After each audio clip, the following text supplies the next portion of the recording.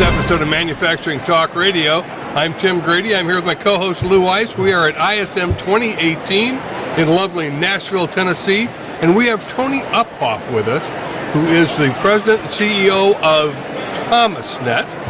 And Tony, welcome back to the show. We had you on last year. We've talked to you in between, and this is a really bright, sharp, with it guy who's jumped into a 134-year-old company. 120. 120 and kicking it to the next level. Tony, welcome back. Hey, Tim, thank you. Lou, great to see you both, and thanks for having me. It doesn't feel like a year ago since the three of us sat down. Actually, you now look a lot older. I look like I'm 120 years old now, right? I'll tell you, it has been a lot of fun, and 2018 celebrates the 120th year of Thomas. And it's really a remarkable story of, a business that was a print directory business for many, many years, successfully made a transition to CD-ROM, then a website, and now we're the major platform for product sourcing and supplier selection and actionable information for industry. And it's really a lot of fun to be a part of a company at this stage of its development. I came in at the easy part when a lot of that heavy lifting was done, but we're having a blast. And you may have seen, Thomas today is a bit of a different look and feel. Mm-hmm. So on the platform itself, you're seeing some new user functionality, and we're seeing a lot of growth in our user base and our supplier base. We've got a bit of a different graphic look and feel. We've rebranded the company. Saw that? I see the pin. Yeah, we moved away from the reference to publishing because that is a 20th century construct. We don't publish anymore. We're a data and information platform, so we just go by the name Thomas. But so many people know you as the Green Books. It's interesting, Lou. There are a lot of people that know us from the Green Books. The fastest growing part of our active registered user base, however, are millennial managers.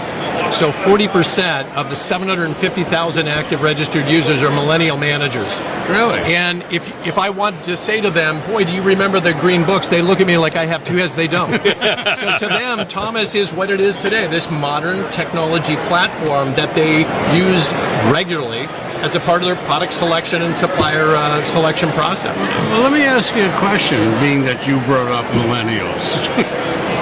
Uh-oh. They have a reputation, and it's not generally a favorable one.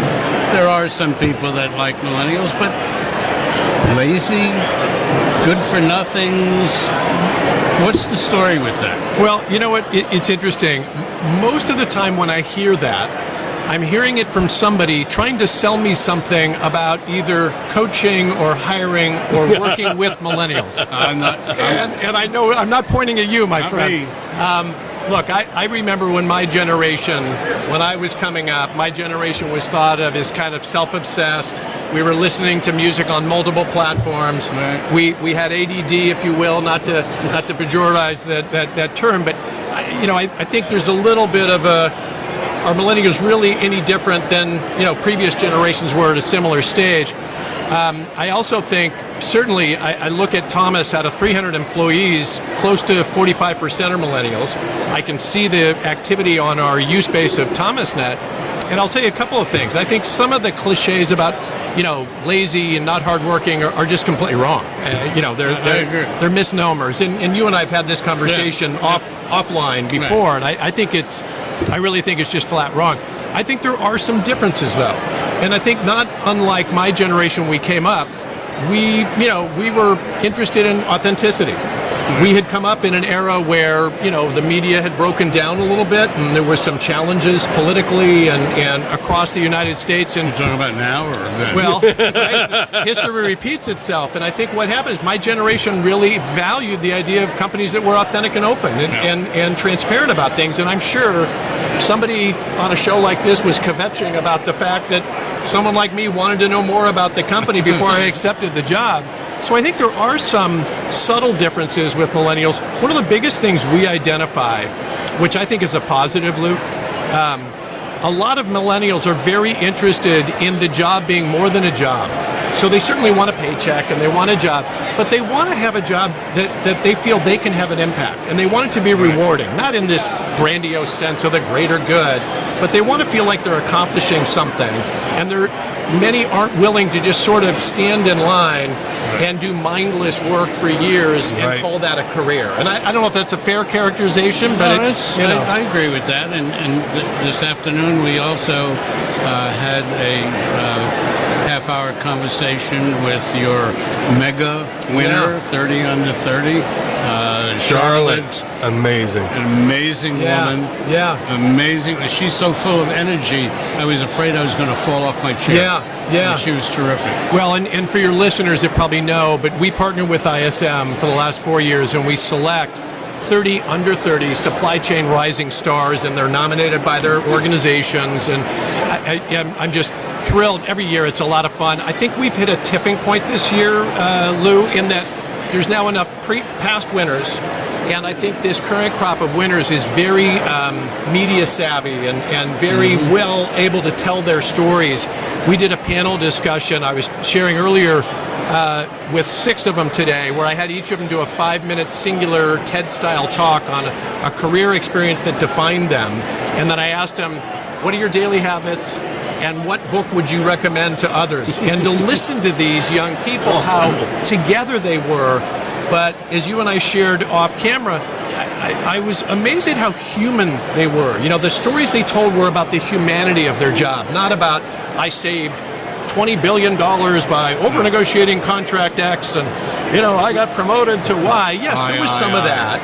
But just the humanity of this is a relationship business, as all businesses are. And even with these incredible advances in technology, almost all of them emphasize it's the need to develop those relationships. So I appreciate you interviewing Charlotte, and I'm glad you found her as engaging as we did. She was great. She's great. And I'm looking to see if there's any others we can grab a hold of tomorrow. I mentioned before, and I don't want to single out any names. I gave you a couple of ideas. I'll tell you the 6 that we spent time with, and all are equally impressive, but I was as impressed by who they are as human beings as I was by their accomplishments. And one of the things I encouraged them when they gave their talks is, if you're up and you're presenting in front of a group of, a couple hundred people, they know you're there because you've accomplished something. But what they really want to know is the human being behind this. Like, how the heck did you do this? Was it luck? Were you born in the right family? Like, how did this actually happen? And they just did a beautiful job at telling their personal stories, which I think are so much a part of this kind of a process. Charlotte told her personal story. It was like a movie. It just went on and on and on. The things that she's done and accomplished in 10, 12, 15 years. Right? Yeah, no, it's remarkable. Yeah. It's remarkable. Yeah. So what's the new image of Thomas now? I see the lapel pin, which is very attractive, by the way. Why, thank you. I can get you one of these, Tim. I'll take care of you. I'll take care of you. Good man. And we'll wear them with pride. Love it. Thank you. I think what we have really done over the last about 18 months is really raise the visibility of Thomas. And we did it a couple of ways. The first thing we did is the old-fashioned way of myopically focusing on the user experience. And we've always had a great user experience on the platform. Boy, did we accentuate that. So we've added now 500,000 pieces of original content that's fed into our taxonomy. So if historically you went to Thomas to source products and evaluate and select suppliers, you now have related content. It could be white papers, videos, data, templates that would relate to the type of information you're looking at, and that has really enhanced the user experience. The other thing, we've branded the company a bit differently, Tim, to your point of the icon and things like that. We were a company that I think was so conservative in the way it did its branding. Very innovative in technology, but really didn't develop the brand. And whether it's appealing to millennials or appealing to people that knew it from the old green books and are still in the marketplace, we need to stay relevant and current with the audience out there. And so I'm pleased that we were able to make some of those steps, and the audience continues to grow, engagement grows, and we've seen a really positive impact from it. And I remember a year ago being here, oftentimes I'd have to over-explain who Thomas was to somebody I would meet. I don't have to do that anymore. It's like, oh yeah, no, I know who you guys are. That's a good thing. Well, 35 volumes of green books that took up 3 shelves of a bookcase. That was pretty visual. It was. And think about the the branding transition, Lou, it's a really good observation because you didn't really have to focus on brand because the book was the brand. Right. You know, if I'm an engineer or a procurement professional, behind me on my desk are these books all the time. I see them every day. Right. And the idea of, hey, check Thomas was a slang that's probably been repeated several million times inside corporations of all sorts, small, medium, and large. Well, when the world shifted to the internet, and Thomas was one of the first companies on the internet, they burned the boats on the shore and stopped producing print in the middle of the 2000s, back when print was still a viable medium, because they wanted to really make sure that we made this transition. I mean, it was very innovative and bold at the time. But what I think got lost in that translation a little bit, Louis, to your point, we became less visible. Now, ironically enough, in a single day, more people, more active registered users use ThomasNet in a single day than use the Big Green Books in a year. Now, that's the power of the internet, right? If you think about how that works. Yeah. But your brand point's a really good one, because even if I'm using it, there's things that we've done, including daily email newsletters and other things that bring that visibility up to the user. It's increased usage, increased repeat usage, increased active registered use, meaning people registering to use the platform, which we don't mandate, but we encourage. Right. But the branding and visibility is a big piece of that. Yep. It's used more wide scale than any of the other directories, and I can name a whole bunch of them, but I won't. Thomas, whether it's this brand or the old brand, it was still always the Thomas. Yeah. When in the day, when Thomas was being used all the time, and we had phone calls all the time, and our salespeople were instructed to ask, "How did you hear of us?" And they would always say, "Thomas, Thomas, Thomas, Thomas." That was the brand. Unfortunately, now how did you hear of us? The internet, and that's the part that gets lost. Yeah. It's interesting, Lou. Years ago, and you probably know this, Tim. I don't know if you would, but 11 years ago now, a lot of the internet customers for Thomas were later adopters of internet technology. They were businesses that historically, didn't have e-commerce or didn't invest early in internet sites and the like, and internet marketing. They didn't even have brochures. Right? and so the company, Thomas, built a web analytics software platform. It's called WebTrax. Today, WebTrax is the 60th largest web analytics platform in the world by usage. It's running on 15,000 industrial websites. Now, we give this to advertisers. We're about to roll out the next version of it. And Lou, what it'll allow us to do is to track any activity to your supplier page on Thomas, track all activity across your site, and attribute phone calls so that we assign unique 800 numbers to this. So what it does is give you as a business owner or as a marketer the ability at one dashboard to understand how all of your marketing's doing, but also important today is understand who actually is coming to your website. Because as you and I have had conversations over dinner, a lot of web traffic today is fraudulent. It's bot traffic. It's not actual human beings. So we didn't realize at the time we were building an anti-fraud platform, it can also be used for that as well. But that ability to understand, where is that internet traffic coming from? Who is this? And understanding, is this an in-market buyer, or is this something I probably don't want or don't care? It's really tough today. Yeah. And I suspect I'll get my WebTrack program next week. I will, as an advertiser. I will personally deliver it to you. Now, it is code you have to have installed on your site, but I will personally come out to the great state of New Jersey and help with that process. Excellent. Thank you. Yeah, absolutely. Well, as a matter of fact, the last time Lou and I got together up in New Jersey about 2 weeks ago, we sat down and we looked at the Thomas program, and I said, Lou, I want to take the Thomas program under my wing. I want to rebuild it from end to end. They've rebuilt. I want to rebuild our information in the Thomas platform. So that's one of my projects that I'm working on. And I want to see WebTrack involved. I don't know if you totally know this, but I've already planned this for you in such great detail that you will be employed forever. I know this is Lou's standard methodology. If I say, Lou, I'd like to do this, he'll go, you're already 2 weeks behind. Sorry.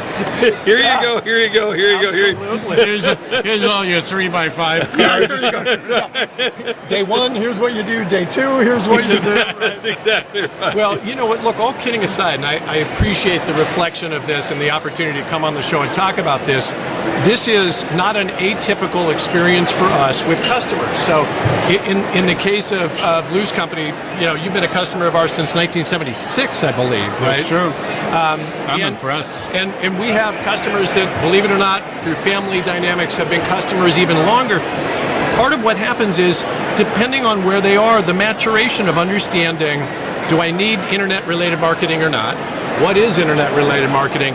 Now, how do I get consciously competent with this, and how do I start to steer it in a way that's toward my objectives? It might be I'm looking for sales leads. It might be I'm looking for more brand awareness. It might be I'm looking to build my own database of potential prospects or customers. It might be all the above. We now have the capabilities to do almost anything, but where we do our best work is where we start to work with companies where we can lay out that roadmap. And you know, we can kind of say, look, here's all the capabilities we have. Here's what we'd recommend, but you tell us where you need to go. And that's increasingly becoming a component of our business. We kind of think of this almost as marketing as a service, you know, as a platform. And you should tell us what your marketing objectives are, because odds are, I'd say 98% we can probably fulfill. But if we don't do the right job of saying, what are you trying to do? Where are you trying to go? What new products might you be offering or new capabilities? Then shame on us. We're not doing our job, and we can't, you know, do the best work on your behalf. Do you have an apartment for Tim in the city to come up and stay for a while? Well, my wife might look askance if I showed up with somebody saying, hey, this is my pal Tim, honey. He's going to stay with us for a little while. But here's in what a yellow jacket. Yeah, exactly. You got to bring a yellow jacket. Here's what I can say is when you work out of New York, mi casa, su casa. So obviously you guys have a place to work anytime you're in New York City. I appreciate it. We would most enjoy hosting you anytime. For your customers, you actually do have a department that guides them through, do you not? We do, yeah. And that is, I mean, how does that work? Client services? So our business is organized into three main product groups. So ThomasNet is the large platform that encompasses most of our products and services. We have a division called Thomas Marketing Services that takes the data, the buyer behavior data on the platform, and then accentuates if you need to do SEO or SEM or want us to build a website. And then we have a group called Thomas Product Data Solutions. So if you have a large catalog of individual products, we can digitize that and then syndicate that data, put it into CAD files, BIM files, syndicate it across ThomasNet or your own distributors or perhaps your website. And then we have about 100 what we call certified Thomas partners who have been our heritage reps for many, many years. What we've done in the last year and a half is we've literally gone through and certified them based on knowledge of our customers' business, knowledge of digital marketing, and knowledge of our products and services. Interesting. And we've used an online platform called Lessonly that allows us to provide curriculum for these certified Thomas partners, and it's been super helpful so that as they engage with you, it's not kind of disconnected from what we do. Right. It's intimately engaged with what we do. So that's relatively new. In the last year, we established that. So okay. Well, I was familiar with WebTrax, but we never got traction under WebTrax. I will take care of that. Now it's time to do it. I will take care of that. Yeah. Matter of fact, why don't you just come from Nashville directly to New York? Call Mary, say, I'm not going to be home for a while. I got to go to this company called Thomas and hang out for a little while, Yeah, right. solve a few issues. No, it's not the Green Books. No, different Thomas. It's a whole new thing. It's better. You're going to love it. Yeah. I love it. Well, this is great, and thank you. Yeah. And I know that you've got your handler off stage there. Yes. Don't look at her. I know. Don't look. I know. She's a fantastic handler. But She's shaking her head. Lou, now. thank you, Tim. Thank you so much. Thank Continued you. success with the show, and thanks for having us on. I really appreciate it.